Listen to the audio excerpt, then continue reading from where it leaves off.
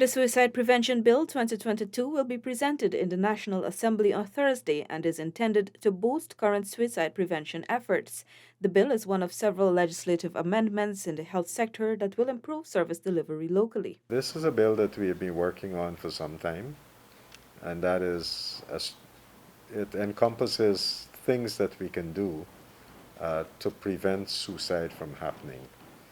And the bill also provides for the repeal of a section of our law um, that criminalizes uh, persons who attempt suicide.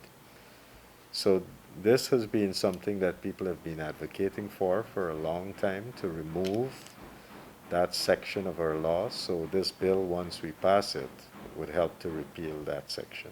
Minister Anthony acknowledged that Guyana has a high rate of suicide, and while the numbers have been decreasing in recent times, it still remains a problem. Therefore, more work is needed to further decrease the numbers. The ministry has been working on several strategies to understand the root causes in an effort to prevent suicide.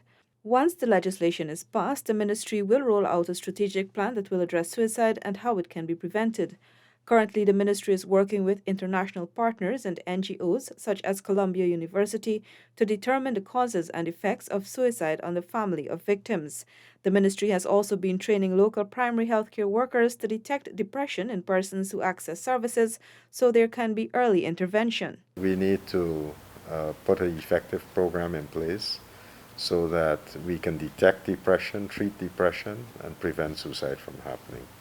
And we need more partnerships, more people in the community that can act as a safety net for persons who might be vulnerable to depression and things like that. So if we have stronger community relations, stronger community leadership, then it can help us to identify these persons who are vulnerable and work with us to give them the kind of support they would need during this period of vulnerability.